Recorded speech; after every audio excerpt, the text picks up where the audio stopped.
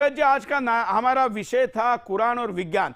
तो और कुछ वैज्ञानिक बातों पर आपको आपत्ति है? हम केवल एक ही मुद्दे पे चर्चा करेंगे, ऐसा ना हो, क्योंकि हमको अभी वाइंड अप की तरफ जाना है। और मैं दर्शकों को बता दूं कि 6 तारीख को मंगलवार को हम मेगा एपिसोड करेंगे, जिसमें सारी आयतें को लेकर हम कोई टाइम बाउंड नहीं रहेंगे। सोमवार को जितना टाइम देना है देंगे, लगातार मेगा एपिसोड करेंगे और सारी आयतों को एक ही दिन में ग्रुप करके हम उस पर अंतिम डिबेट करेंगे। उसमें हम दिल्ली के जामा मस्जिद के इमाम को भी बुला रहे हैं, बुखारी को। ये बुखारी जी भी रहेंगे और उसामा भी रहेंगे। मैं नीरज जी आपसे समझना चाहता हूं कि और क्या क्या वैज्ञानिक आपत्तियां है, उतना ही बताइए। एग्जाम्पल मैं देता हूं आपको। जो सूरा नंबर 67 है उसकी आयत नंबर 5 है। हाँ, उसमें लिखा है, और हमने नीचे वाले आसमान को चिरागों से जीनत दी है, और हमने उनको शैतानों के मारने का आला बनाया, और हमने उनके लिए दहकती हुई आग का अजाब तैयार कर रखा है।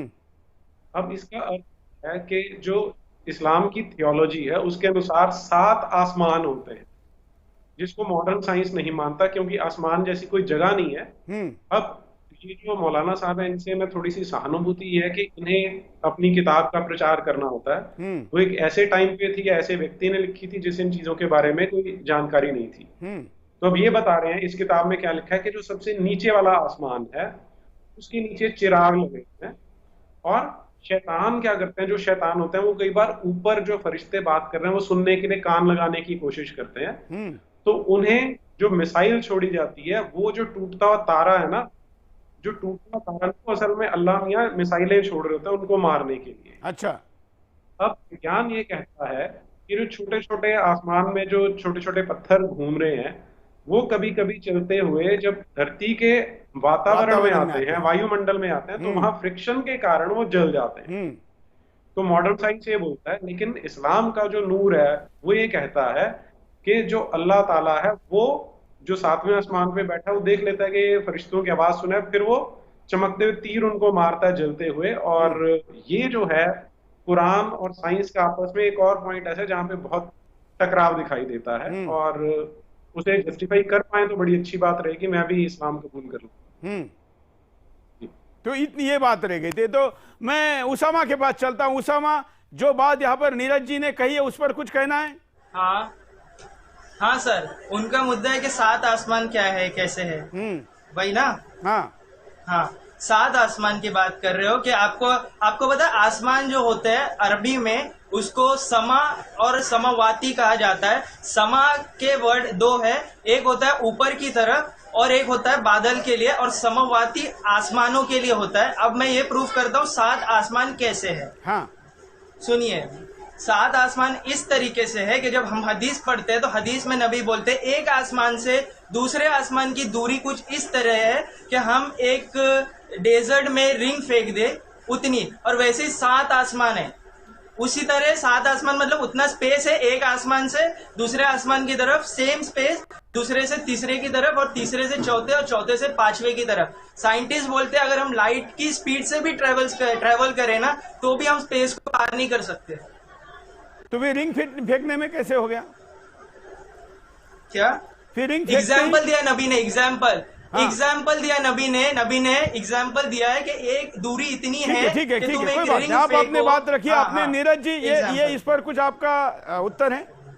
जी, ये जो नबी थे बहुत बड़े साइंटिस्ट थे, वो एक बकरी जैसे जानवर पर बैठ के 7 आसमानों का सफर करके आए थे। तो उन्होंने शायद इनको आ जाओ इधर आओ नीरज जी, बस इतना बोल दिया आपने, आओ इधर आंसर देता हूं। इधर आओ। समस्या ये है, जो मेरा पॉइंट था एस्ट्रॉइड्स के बारे में था, कि वो कह रहे हैं कि उनको जिन्नों को मारने के लिए जो अल्लाह ताला है वो मिसाइल छोड़ता है, तो उसे लोग टूटता हुआ तारा बोल देते हैं। एक तो ये ऑब्जेक्शन है जिसे अभी इन्होंने आंसर नहीं दिया।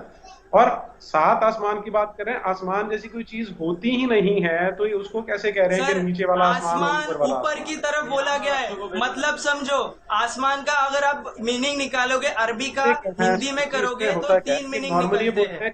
ऊपर की तरफ आसमान कहा जाता है। अरे अल्लाह का साइंस, अल्लाह चांद को भी टुकड़ा कर देते हैं साहब, अल्लाह चांद को भी टुकड़ा 2 टुकड़ा बना देते हैं, और वो भी मोहम्मद साहब में क्यों जाते हैं? मोहम्मद साहब की उंगली के इशारे से चांद दो टुकड़ा हुआ, इससे अंदाजा लगाइए अल्लाह का क्या साइंस है।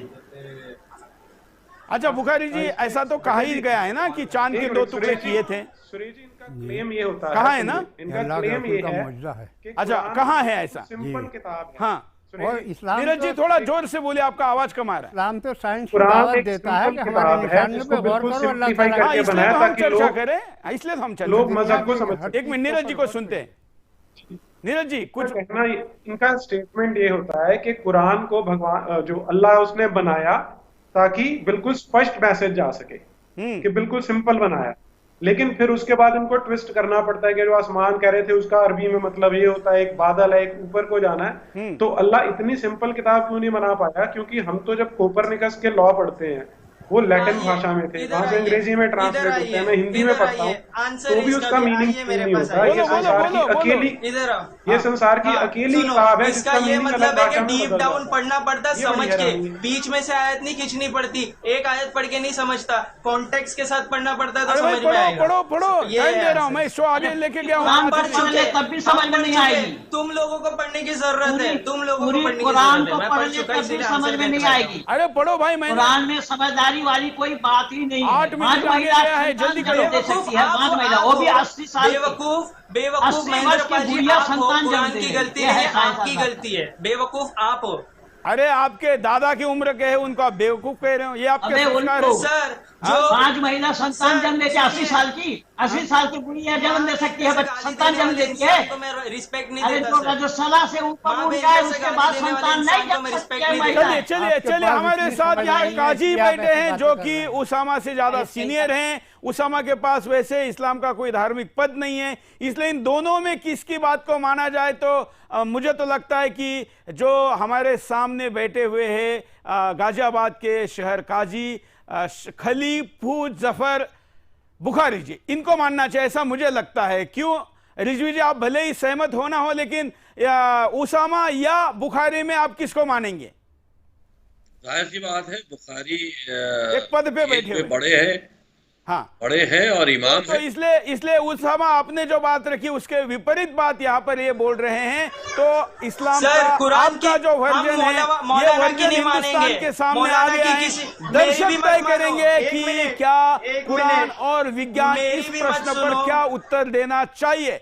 मैं आपके सामने सोमवार को एक और एपिसोड लेकर आऊंगा, क्योंकि रविवार के दिन हम कई मुद्दों को लेकर कार्यक्रम करते हैं। बची हुई सारी आयतें हम उस दिन लेंगे और मंगलवार 6 जुलाई को मेगा एपिसोड होगा जिसमें हम सारी 26 की 26 विवादित आयतों को अलग अलग ग्रुप में करके एक साथ इसकी चर्चा समाप्त करेंगे। उसके बाद हम हदीस के बारे में कब एपिसोड करेंगे, कब सीरीज करेंगे, इसकी घोषणा भी जल्दी करेंगे, जो कि सऊदी अरेबिया के प्रिंस ने कहा है कि नबी के जाने के 250 साल बाद आई हुई हदीस को हम नहीं मानते और हमारे यहां से हम इसको डिस्कार्ड करने जा रहे हैं। तो हिंदुस्तान इसको कब डिस्कार्ड करेगा, यह प्रश्न भी कई लोगों द्वारा उठा है। तो हदीस के ऊपर भी आने वाले दिनों में चर्चा होगी। फिलहाल आज के एपिसोड में पोल को लेते हैं कि जो पोल में पूछा गया कि क्या वसीम रिजवी जी ने कहा है कि विवादित आयतों को हटाना चाहिए, उस विषय पर आप लोगों ने किए हुए पोल में क्या है। कार्यक्रम के शुरू में 97% से शुरू हुआ पोल 99 तक जाकर पहुंचा है।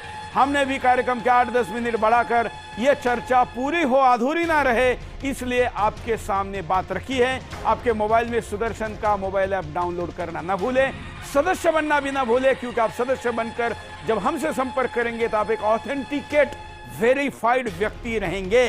चलिए बुखारी जी, उसामा और हमारे साथ नीरज यात्री जी, महेंद्र पाल आर्य जी, और इस पूरे विवाद के पीछे जो कुछ लोगों के लिए नायक हो और कुछ लोगों के लिए खलनायक हो, वसीम रिजवी जी, आप सबका धन्यवाद। बड़ी संख्या में इस कार्यक्रम को लोग बढ़ रहे थे बल्कि देखने वाले सोशल मीडिया पर, लेकिन समय की कमी के कारण हमको यहाँ पर रुकना पड़ रहा है। आज यही रुकते हैं, कल पुनः बिंदास बोल में मिलेंगे। धन्यवाद, जय हिंद। उसने अपना सूरज भी बनाया था और चांद भी बनाया था। 3 चीनियों ने एक आयशा नामी औरत से रेप किया, ज्यादती। ये मोहम्मद की दुआओं से ये तारों की ड्यूटी लगी है कि अब कोई जिन वहाँ नहीं जा सके। अगर कोई जाता भी है, चाहे वो पाकिस्तान का जिन हो या अमेरिका का हो, कोई भी नहीं जा सकता। साइंस कहती है जमीन सूरज के गिर्द घूमती है, आला हजरत कहते हैं जमीन ठहरी हुई है। जमीन को हमने इस काबिल बनाया कि ये बिछौना है।